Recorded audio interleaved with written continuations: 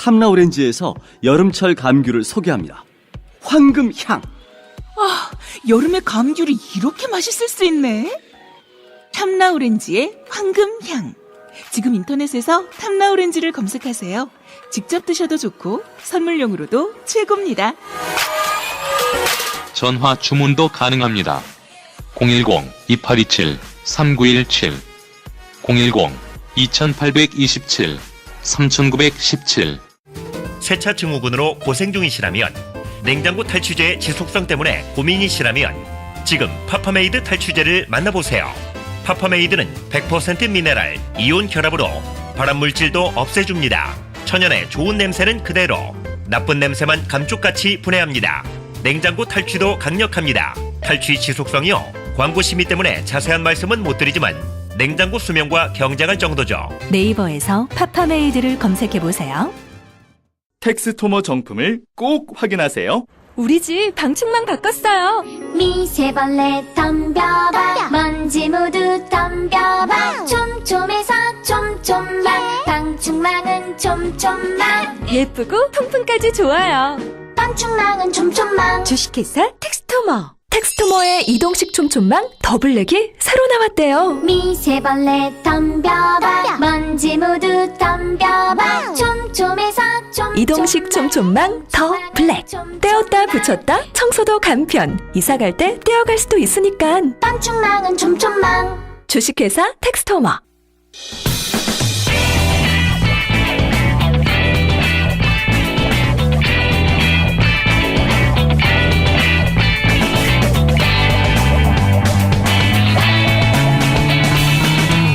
김어준의 뉴스공장.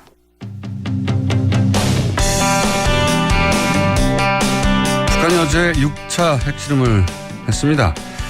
이 문제 어떻게 풀어야 하는지 정세현 전 통일부 장관 연결됐습니다. 안녕하세요, 장관님. 예, 안녕하세요. 네. 네. 사안이 위급하다 보니까 까칠하신 분인데 이렇게 긴급한 저희 인터뷰 요청에 응해주셔서 예. 저렇게 예. 긴급하게 인터뷰 요청하면 잘 안 응하시는데 예, 감사합니다. 자, 네, 지금 위급하니까. 예. 네. 북한이 이제 6차 실험을 했는데 작년에도 2번 하긴 했습니다만 이번에는 이제 수소폭탄이라고 주장하는데 북한은 왜 이 상황에서 이런 실험을 하는 걸까요? 금년 1월 1일 신년사에서 김정은 북한 국무위원장이 금년 중으로 수소탄을 완성하겠다고 얘기를 했었어요. 예. 근데 이제 이번 거는 완전한 수소탄 실험은 아닌 것 같습니다. 왜냐하면 이제 수소탄으로 넘어가기 위한 저희 융합 실험에 성공한 것 같아요. 예. 분열시키다가 이제 융합을 하면 그만큼 폭발력이 커진다는 거 아닙니까? 그냥 원자탄보다 훨씬 더 무섭다는 건데, 근데 이제 작년 1월달하고 9월달 실험이 4차, 5차가 수소탄 전 단계인 증폭 핵분열탄 시험이라고 북한이 얘기를 했었어요. 네. 그보다 한 단계 진전된 실험이라고 보고, 그러나 아직 수소탄 그 자체를 개발한 건 아닌 것 같다. 이게 직전이라고 봐야죠. 그렇기 때문에 금년 1월 1일 날 신년사에서 했던 말도 있고, 그래서 금년 중에 완성된 수소탄 실험을 또 한번 하지 않겠는가. 걱정입니다. 목적이 뭘까요? 목적이요? 네, 북한에. 이제 수소탄이라는 게 원자탄보다 훨씬 위력이 큰 거기 때문에, 네.殺傷力이 크기 때문에, 그런 핵폭탄을 가지고 있으면 미국이 북한을 핵보유국으로 인정하지 않을 수 없다는 계산을 북한은 할 거예요. 예. 북한의 계산입니다. 핵보유국으로 인정받고 싶다는 거죠. 그리고 그런 조건에서 미국과 1대1로 수교하고 평화협정 체결하는 그런 상황을 연출하면 국제적으로 지위가 올라가지만 우선 대내적으로 김정은의 통치력이 굉장히 높이 평가를 받는 그런 효과가 있습니다. 국내 정치적으로. 네.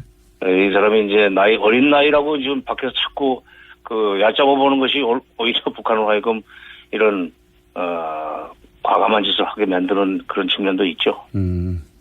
그러니까 국계적으로 무시당하지 않으려는 노력이다. 그렇죠. 그러면서 이제 미국과 쉬운 말로 미국과 애들 말로 맞짱 뜨는 모양새를 보여주면 누가 함부로 우리를 무시할 수 있으며 국내적으로 자기네들 국내적으로 김정은의 위상은 훨씬 더 올라갈 수밖에 없다 하는 그런 계산이죠. 그리고 또 미국한테는 뭐 1대1로 상대하기 위해서 테이블로 나와라 이런 얘기도 하겠죠. 그렇죠. 1대1로 하자는 거예요. 1대1로 하자는 거예요. 미국과 1대1로 회담을 하겠다는 겁니다. 이제 여기에 대해서 뭐 이제 그런 분석은 여러 차례 해 주셨는데 여기에 대해서 이제 트럼프 대통령은 물론 트위터입니다. 이게 뭐 공식 성명은 아니고 이분은 즉흥적으로 트위터를 하도 많이 써가지고 미국 내에서 비판이 많은데 트위터를 통해서 유화책이 통하지 않는다 한국 정부에 이런 말을 했습니다. 여기에 대해서 이제 국내 또 보수 언론들은 미국의 군사적 옵션에 대한 얘기도 많이 하고 있어요. 미국의 군사적 옵션이 현실화될 가능성이 있다고 보십니까? 없죠. 없어요, 그건. 모든 옵션은 테이블에 올라와 있다는 얘기를 지금 한두 번 했습니까? 그런데 그런 얘기가 나오고 나면은 바로 미국 내에서 이른바 군사 전문가들까지도 실질적으로는 군사 옵션은 쓰지 못하는 거 아니냐. 그런 얘기 많이 나왔죠. 3차 대전. 뭐 남북 전쟁이 미중 전쟁으로 번지고 그렇게 되면은 각자 패싸움이 돼가지고 세계 3차 대전으로 번질 위험성이 있는데 미국이 지금 그런 그 전쟁을 벌릴 수 있는 가능성이 없고 특히 6.25 때고는 뭐 북한이 쉽게 생각을 해서 남침을 해가지고 그것이 미중 전쟁으로까지 번졌지만 미국이 먼저 그런 일을 벌이기는 지금 중국의 힘이 북한의 배후에 있는 중국의 힘이 그때에 비해서 엄청나게 커졌기 때문에 이거 함부로 못 벌립니다. 북한 때리지만 결국 미국과 중국 사이의 전쟁으로 번진다는 건 그 미국 사람들도 다 알고 있는 일이죠. 그러니까 군사 옵션 못 써요. 뭐 근데 국내 언론에서는 사실 이 대북 군사 옵션 관련해서는 굉장히 크게 보도하고 있어요. 이 부분은 어떻게 보십니까? 참 무책임한 사람들이에요. 그러니까 무책임하죠. 미국이 군사 옵션을 쓰면 제일 먼저 타격을 받을 그 위치에 있는 언론사들이 어디입니까? 시내에 있잖아요. 서울 시내. 예, 서울 시내에 있습니다. 자기들 죽을 줄 모르고 왜 그래? 참네. 그리고 무슨 그렇게 겁을 줬으면 좋겠다는 생각까지는 이해를 합니다. 군사 옵션을 쓸 것 같이 겁을 줘서 북한의 태도 변화를 유도했으면 좋겠다는 생각까지는 이해를 해요. 그러나 실제로 써버리면 이거는 한반도는 그동안에 북한은 뭐 크게 일종의 저개발 국가이기 때문에 서려할 것이 없지만 우리는 지금 세계 11대 경제대국인데 이거 다 날아갑니다. 그렇게까지 해서 북한의 핵을 완전히 제로로 만들겠다고 하는 것이 너무 좀 무책임하죠. 여기 지금 수백만 죽는 건데 자기는 안 죽을 줄 알고 그런 얘기합니까? 자기들도 뭐 제가 보기에는 전쟁이 안 날 거라고 생각하니까 그런 말을 하는 것 같기도 합니다. 예. 다만 그렇게 긴장을 만들어내는 것이 자신들의 정치적 이익에 부합되니까 긴장을 만드는 게 아닌가. 뭐 이런 저는 이런 생각을 합니다. 정치적 이익을 위해서 그러는 건데 그래도 국민들이 불안해하잖아요. 자기네들의 사사로운 정치적 이익을 위해서는 국민들이 불안해서라도 좋다는 얘기예요. 또 언론이 헐짓입니까 그게? 네, 저한테 화를 내지 마시고요. 예. 알겠습니다. 상황 인식은 알겠고요. 장관님의. 근데 이제 여기에 대해서 그럼 과연 우리 정부는 어떻게 할 것인가. 이게 이제 옵션이 많지 않습니다. 실제.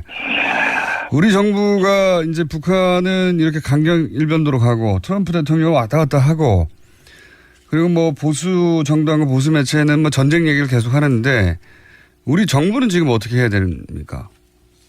지금 당장 무슨 남북 대화를 하자고 나설 수는 없어요. 네.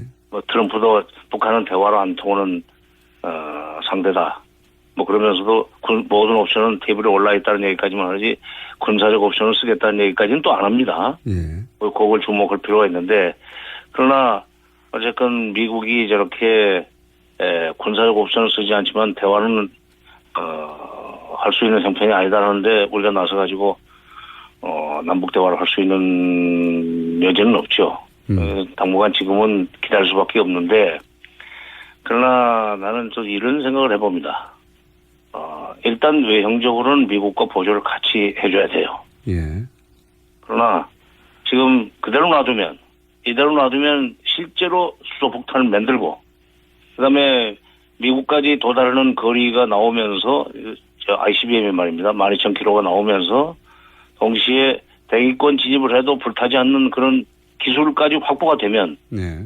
만약 문 대통령이 얘기한 레드라인을 넘게 되면은 그때는 미국이 나가게 돼 있어요. 회담에. 네.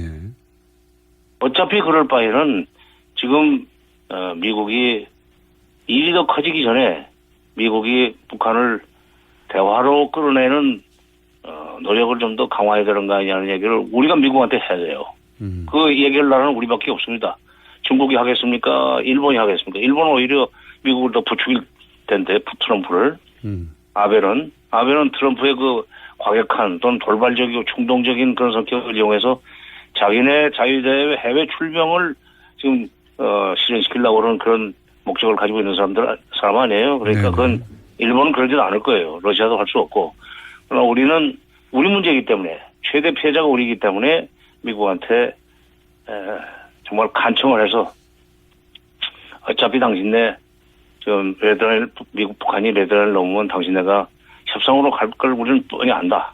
과거에도 그랬고 그 방법밖에 없잖아. 군사력 없으면 못 쓰게 돼 있지 않느냐. 그럴 바에는 북한과 대화 가능성을 열어놓는 그런 제스처를 좀 더 적극적으로 쓸 필요가 있다.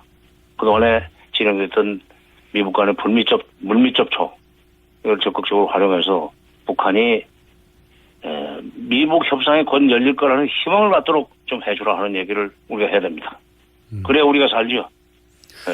북한이 결국 원하는 건 자신들의 체제 보장 아니겠습니까, 결국은. 예. 체제 보장이죠. 체제 보장이라는 게 이제 제도적으로는 미국 수교고 그다음에 평화 협정이죠. 체제 보장은. 네. 그걸 이제 해달라는 건데 이걸 지금 이렇게 계속 미사일 발사하고 핵실험하고 하는 것은 겁나면은 우리 여기 1대1로 협상해서 그거 약속하라는 거거든요. 그러니까 그건 어차피 해줄 바에는 지금 일이 더 커지기 전에 지금 초동 단계에서 이걸 막자 하는 얘기를 우리가 미국한테 해야 된다는 얘기죠. 대한민국 정부가 지금 그거 안 하면은 직무유기입니다. 알겠습니다. 한마디로 말해서 한미 동맹을 이용해서 거꾸로 미국으로 하여금 협상 테이블에 앉도록 압박하는 것이 한국 정부가 할 일이다.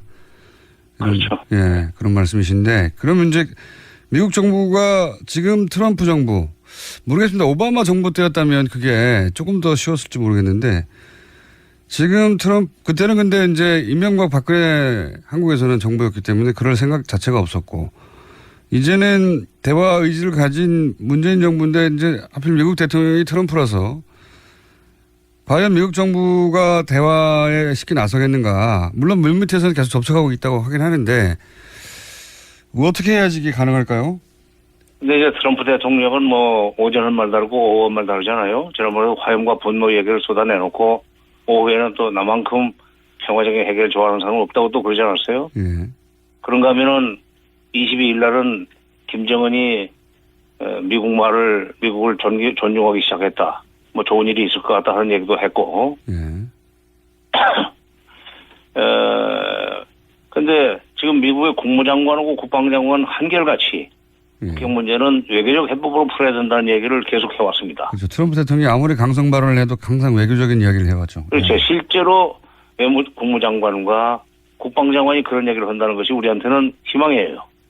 그러니까 그런 그 국무부 라인과 그 국무장관 그리고 국방장관을 상대로 해서 우리가 적극적으로 로비를 벌인다면 결국 그들이 먼저 입장을 정해가지고 대통령을 설득하지 않겠는가. 돌아서 가야죠. 그러니까 보통은 정상회담을 통해서 대통령과 대통령이 직접 그 얘기하는 것이 훨씬 더 빠른데 지금은 트럼프가 워낙에 지금 불가측성이 높고 충동적이기 때문에 무슨 일이 벌일지 모르기 때문에 그걸 통제할 수 있는 위치에 있는 국무장관과 국방장관 이런 쪽으로 우리가 접근을 해서 결국 대화적으로 어차피 갈 거라면 지금 가자.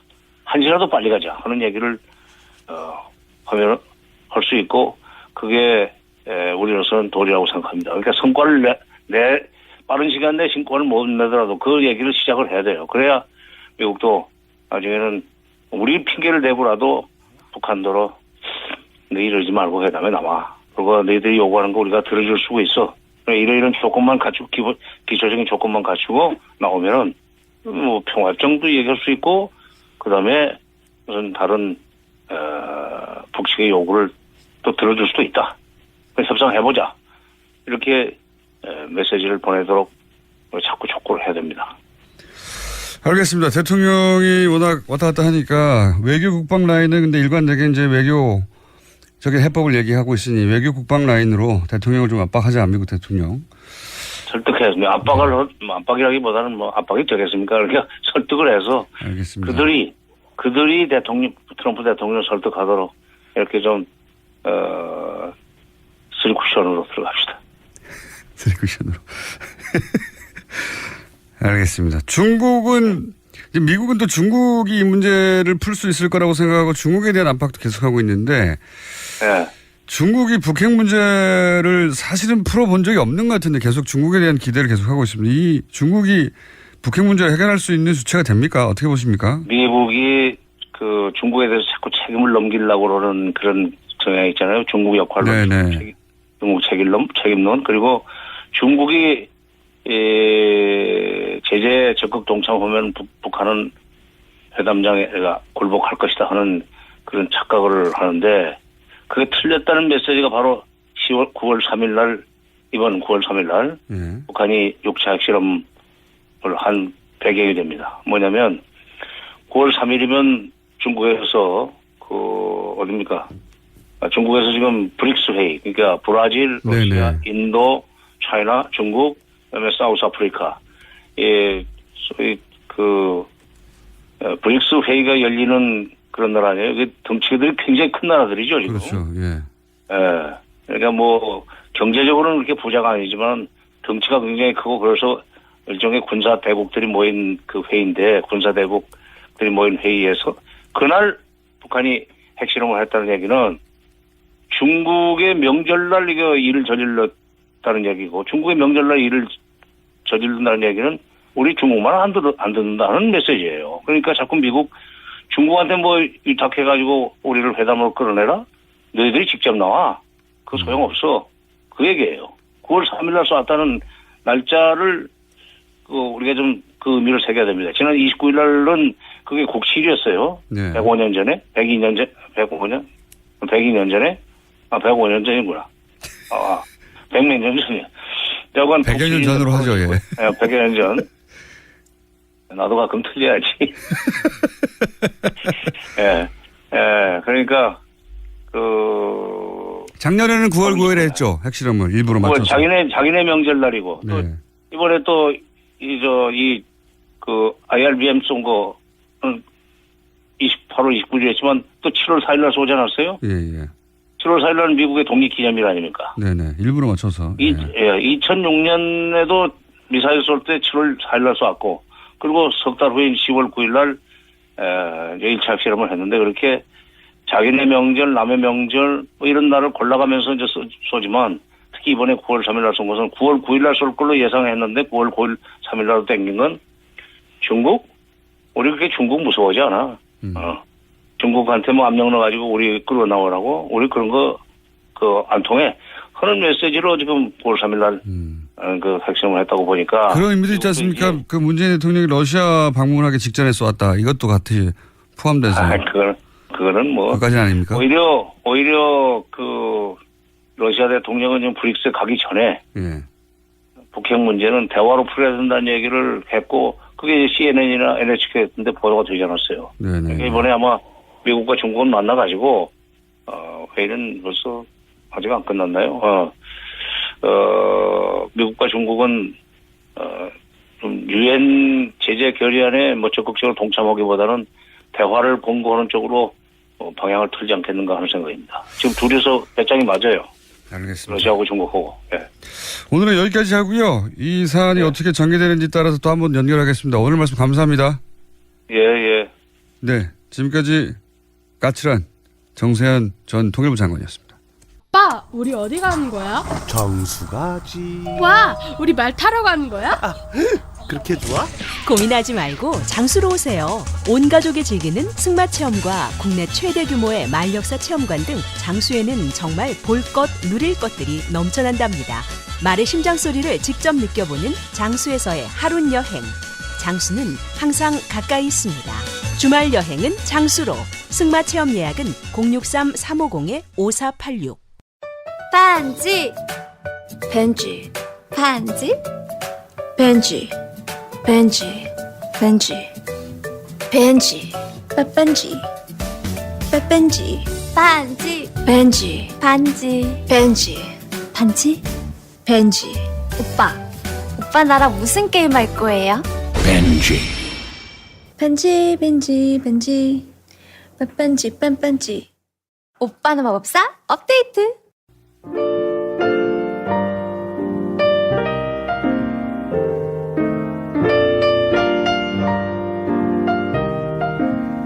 불친절한 AS. 오늘 브리핑에서 이제 준비한 녹취가 안 나와가지고, 예. 그랬더니 문자가 많이 왔습니다. DJ와 PD는 언제 손발이 맞게 될까요? 아까 브리핑 뉴스 시간에 자유한국당 홍준표 대표의 2008년도 홍준표 원내대표 시절 발언을 준비했는데, 네, 저희 피가 딴 걸 들었거든요. 예. 원래 보내려고 했던 녹취 들어보시겠습니다. KBS 사장 같은 경우에 소환장을 2-3번 발부했으면 그 다음에 들어가는 절차는 체포영장입니다. 조사를 위해서 체포영장을 발부합니다. 그럼 법에 따라 정해져 있어요. MBC PD 수첩 같은 경우에 자료제출 요구하지 않으면 압수수색영장이 들어갑니다. 공권력을 집행하는 사람들이 눈치를 보면서 공권력 집행을 하지 않고 여론의 눈치 보고 언론사 눈치 보고 방송의 눈치를 보고 무슨 공권력의 집행을 하겠다고 덤비는 것인지 일반 국민들은 그럼 뭐 하려고 조사받으러 나갑니까? 검찰이 나는 뭘 하는 집단인지 모르겠다 이거예요. 네, 10년 전에 본인이 했던 이야기가 어젠가요? 그저께 본인이 했던 이야기를 정확하게 반박하고 있는 겁니다.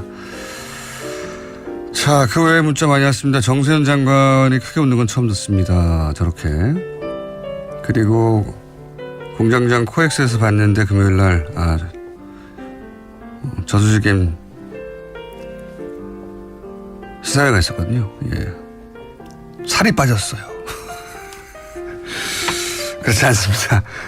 그리고 이명박 전 대통령 처남 김재정 씨를 얘기하면서 공장장 발음으로는 김재동 씨로 들려서 깜짝 놀랐습니다. 발음 번역기가 필요합니다. 네. 안 고쳐질 겁니다. 아마 제가 오늘 여기까지 하겠습니다.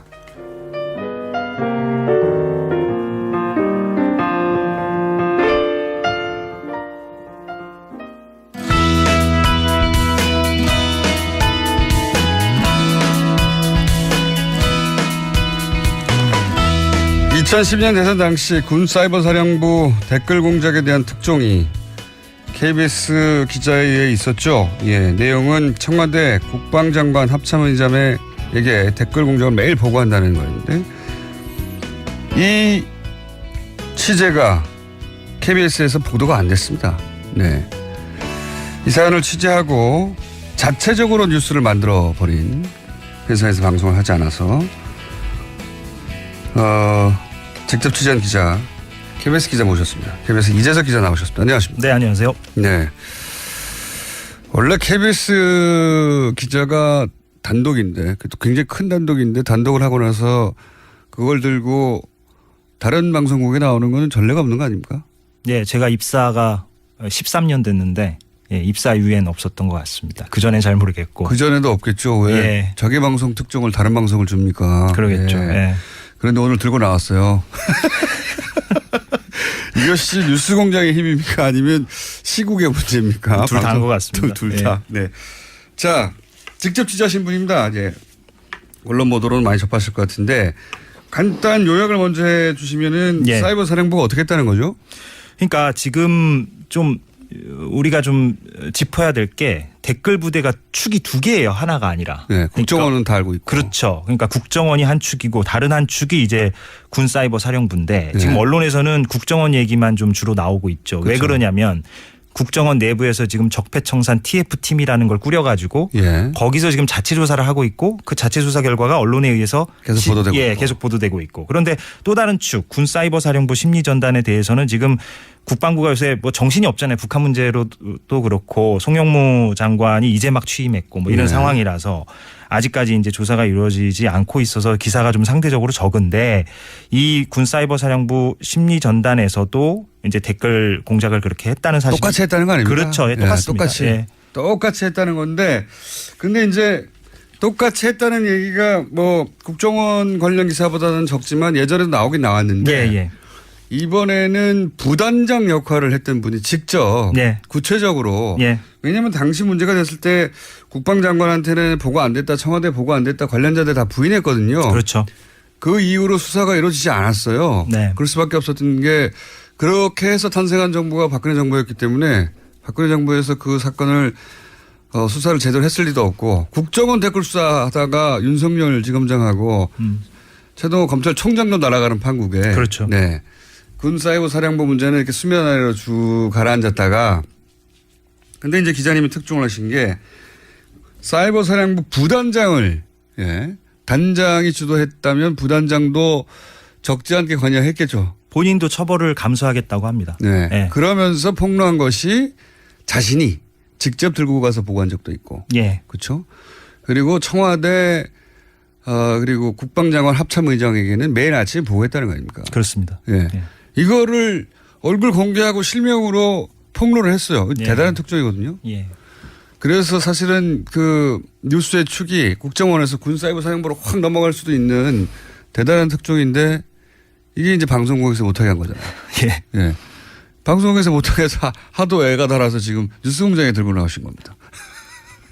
자, 그 얘기 여기까지가 이제 기본 내용인데. 예. 지난주에 저희가 이제 자체 뉴스로 공개했던 내용이었죠. 예. 지난주에 공개된 것은 KBS가 공개를 안 해서 취재한 기자들이 이거 이렇게 묻을 수는 없지 않느냐. 예. 해서 인터넷상에서 뿌려진 겁니다. 맞습니다. 네. 예. 그거를 이제 다른 언론들이 픽업을 해가지고 다른 언론들이 덕분에 특종을 했죠. 했는데 자, 오늘 나오시면서 또 저희도 장사를 해야 되니까 네네. 뭐 새로운 거 없냐 공개 안 한 거 했더니 또 새로운 게 있어요. 그래서 오늘 처음 공개하겠는데 네. 무슨 내용입니까? 간략하게. 그러니까 그 이명박 정부 당시에 이제 댓글 공작이 이루어졌다. 이 부분은 이제 알려져 있고. 네. 근데 궁금한 게 그러면 박근혜 정부 때는 없었는가? 제가 항상 궁금한 게 그겁니다. 예. 그 궁금증을 다는 아니지만 조금이라도 좀 해소할 만한 어떤 하나의 에피소드? 아하. 예, 그런 거를 좀 오늘 가져와 봤거든요. 뉴스공장에서 처음 공개를. 네, 감사합니다. 저희도 예. 장사도 해야 되고 하는데. 예. 그래서 박근혜 정부 때도 마찬가지의 군 댓글 공작이 있었다라고 우리가 뭐 추정을 할 수가 있는데 근데 그 대표적 케이스로서 이른바 김병관 보위 작전이라고 그 내부에서는 불렀다고 해요. 김병관 씨는 초대 장관을 하려다가 낙마한 분 아닙니까? 맞습니다. 예. 네. 초대 국방장관 후보자로 지명이 됐다가 낙마를 한 사람인데 네. 그 사람에 대한 보위 작전 혹은 보호 작전, 보수 작전 뭐 이런 식으로 불렀다고 해요. 정식 명칭은 아니니까 그 사이버 내부에서. 사령부에서 예. 자기들끼리. 예. 그래서 그 작전이 도대체 무엇이었는가? 네. 예. 그것을 오늘 좀 뉴스공장에서 설명을 아하, 해드리려고. 그러니까 예. 이때까지 언론에 계속 나왔던 거는 이명박 정부 때 얘기인데. 그렇죠. 박근혜 정부 출범한 뒤에도 국방장관 후보 군 사이버 사령부니까 이제 이런 사안들에서 관심이 또 있었나 보죠. 그렇죠. 네. 예.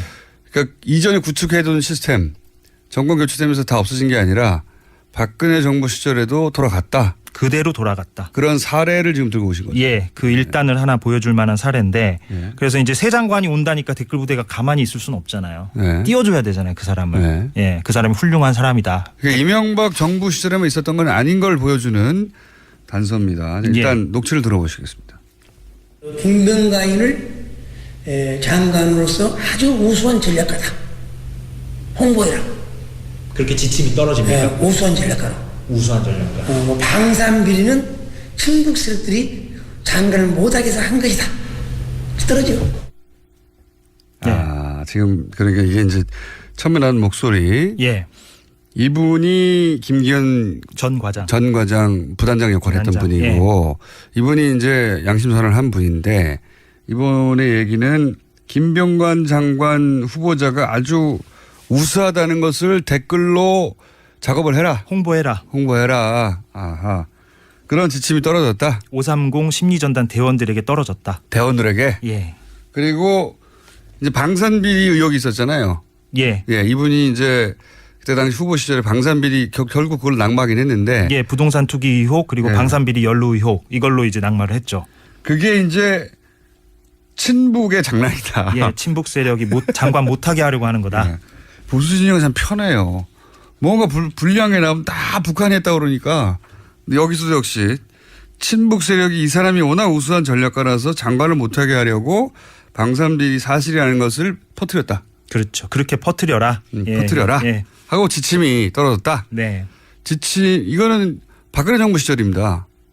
2013년 초죠. 그러니까요. 박근혜 정부 시절이다. 지침이 누구한테 떨어지는 겁니까 이게? 어떤 식으로? 그러니까 이게 어떤 식으로 떨어지냐면 대원들에게 멘트의 샘플이 주어지는 거예요. 말하자면. 이걸 응용해서 그러니까 그 멘트를 그대로 쓰기도 하고 이 멘트를 응용해가지고 대원들이 이제 밤사이에 댓글도 달고 그렇게 하는 거죠. 인터넷 기사 뭐 댓글도 달고 이런 식으로 응용을 해가지고. 그러니까 기본 문구가 떨어지는 거죠. 그렇죠. 그리고 그 응용하기도 하고 그대로 쓰기도 하고. 그렇죠. 그거를 박근혜 정부 시절에 군사이버 사령부가 했다. 새 장관을 띄우려고. 한마디로 했다. 요거 한 번만 했겠냐 이렇게 생각해 볼 수 있는 거죠. 그렇죠.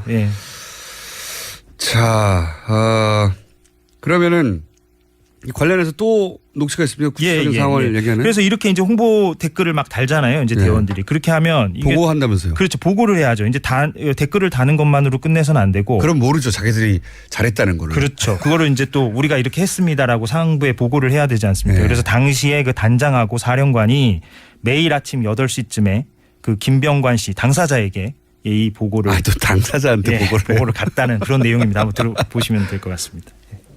김병관 보수 작전이라 돼.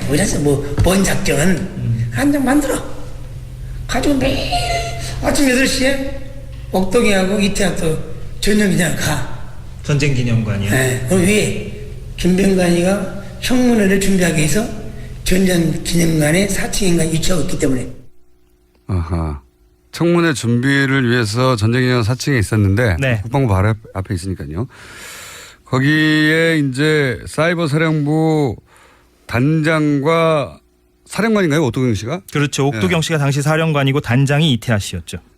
옥도경 씨 단 한 사람 처벌됐던가요? 아니요. 이태하 씨만 처벌이 됐고 지금 대법원에 가 있고요. 사건이. 옥도경 씨는 처벌을 받지 않았죠. 선고 유예됐습니다.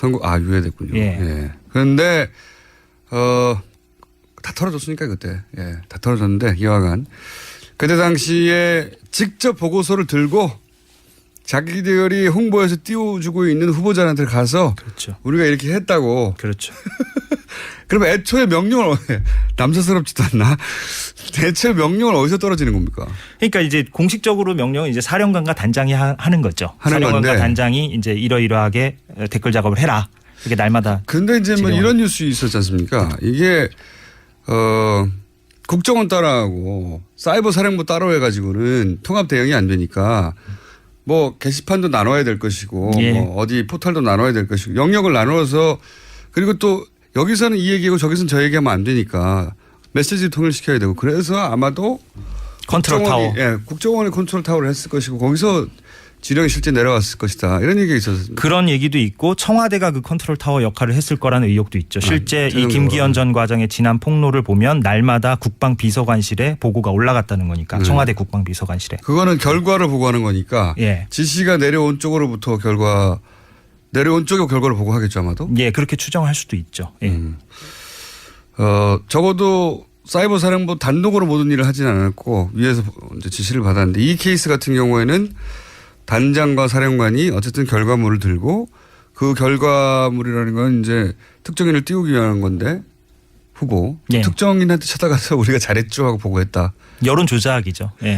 아니 여론 조작은 알겠는데 그걸 또 당사자한테 가가지고 보고했다니까 재밌네요. 혹시 김병관 당시 후보를 인터뷰 해보셨습니까? 예, 만났습니다. 지난주 금요일에 저희 취재진이 만나가지고 이런 보고를 받은 적이 있느냐? 예, 그래서 이런 얘기 들은 적 있느냐 했더니 좀 반응이 뜻밖이었어요. 그러니까 자기가 그 당시에는 아니고 훗날에 건너서 간접적으로는 들었다. 그럼 얘기가 다르잖아요. 직접 가가지고 보고했다 그러는데. 예, 직접 가가지고 보고 했는데. 근데 전면 부인은 못하고. 그렇죠. 그러니까 나중에 건너 그런 댓글 작업, 본인을 띄우는 댓글 작업이 있었다는 것을 건너 간접적으로 들었다라고 간접적인 시인은 한 거죠. 간접 시인. 예. 그런 작업이 실제했다는 건 시인했고 그걸 자기한테 와서 보고했다는 얘기는 인정하지 않았군요. 그렇죠. 네.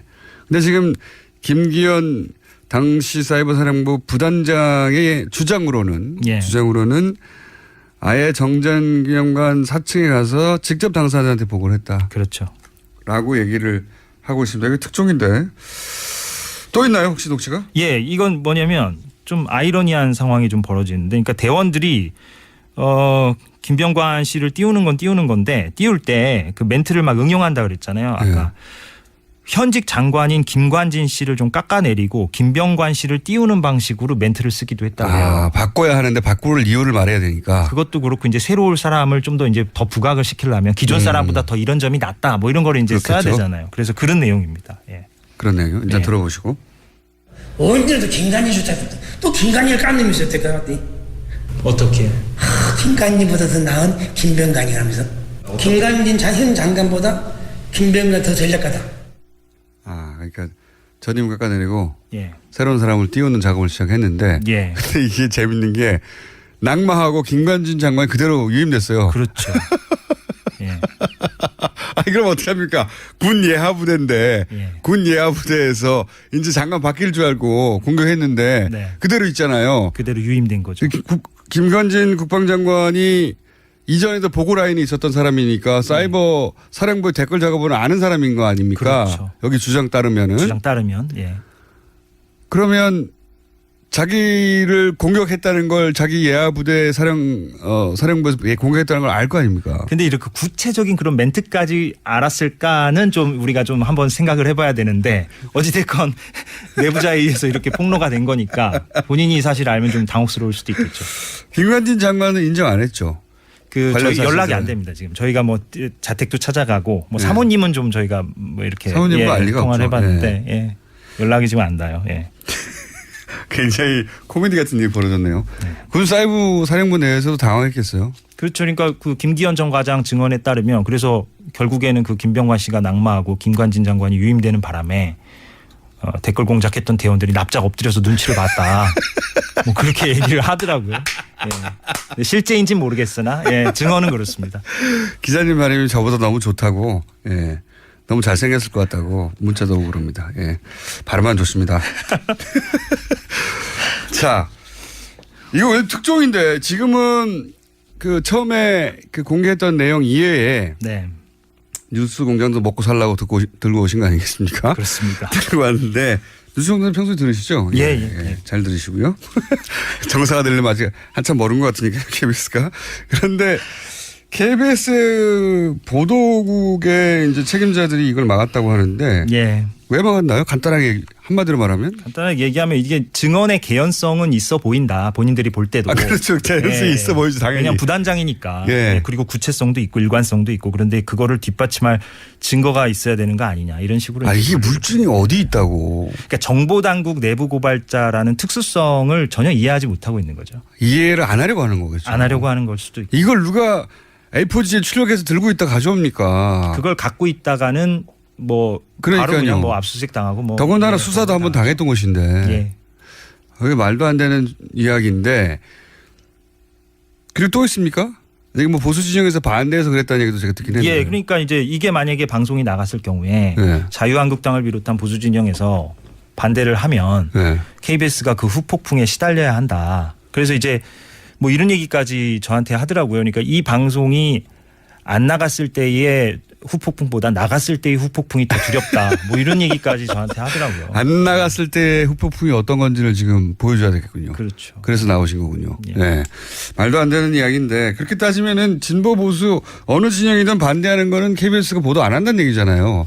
날씨만 보도합니까? 자, 근데 이런 행태가 KBS에서 오래 되어 왔다면서요? 아, 그렇죠. 그러니까 이게 뭐 사실 어제 오늘 얘기가 아니고 사실 그래서 저희가 파업을 하는 이유도 뭐 그 지난 9년간의 이런 사례들은 뭐 무수히 많았기 때문에 예를 들면은 최근 사례로 뭐 지난해 최순실 게이트 터졌을 때 당시에 네네. 보도국장이 예.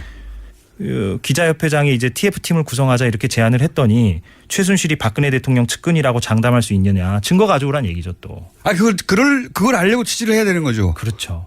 네. 그런 정황들이 나왔으니까. 그렇죠. 그러니까 참 기가 막힌 발언이고. 이게 사회부 사령부 부단장이 아니라 단장에 나와서 얘기를 해도 보도가 안 됐겠네요. 그런 접근이라면 예.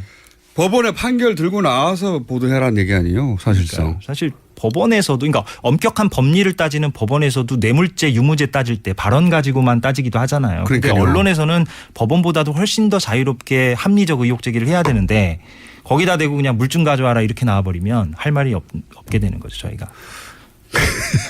보도하지 않겠다는 핑계인데, 네. 그죠? 그렇게 해서 보도가 안 되고 이제 KBS가 망가졌다고 해서 사실은 MBC, KBS 모두 동시 파업하는 거 아니겠습니까? 예, 오늘부터 네. 동시 파업이고 기자들은 이미 뭐 제작 거부에 들어가 있는 상태고, 예, 그렇습니다. 그렇군요. 예. 근데 이제 여기에 대해서 자유한국당 뭐 보수 정당 같은 경우에는 언론 장악 시도라고 라고 주장합니다. 근데 KBS에 직접 다니는 당사자 기자로서는 그런 주장을 들으면 어떻게 생각하십니까? 전혀 동의할 수 없는 게 아까 공장장께서 일부에서 핵심을 말씀하셨어요. 뭐냐면 내부 구성원들의 압도적 다수가 지금 무엇을 주장하는가를 봐야 되는 거죠. 그러니까 여야 간의 공방이 중요한 게 아니라 KBS와 MBC 압도적 다수 평 PD, 평 기자들이 지금 무엇을 주장하고 있는가. 이거를 보면 명확하다고 말씀을 드리죠. 정현주 사장 쫓겨날 때는 어땠습니까? 그러니까 그때는 반대였잖아요. 그때는 정현주 사장이 이렇게 쫓겨나면 안 된다. 이렇게 주장하는 게 평 기자, 평 PD들의 다수 의견이었고 압도적 의견이었는데 지금은 정반대로 고대영 사장 빨리 나가야 된다는 거 아닙니까? 예. MBC도 마찬가지고. 그렇죠. MBC 김장현 사장도 마찬가지고. 그래서 총파업을 하는 것이 언제까지 합니까? 나갈 때까지 해야죠. 그들이. 예. 이번엔 마지막이라고 생각하시는군요. 예. 자, KBS 이재석 기자였습니다. 감사합니다. 네, 고맙습니다. 내일 뵙겠습니다. 안녕.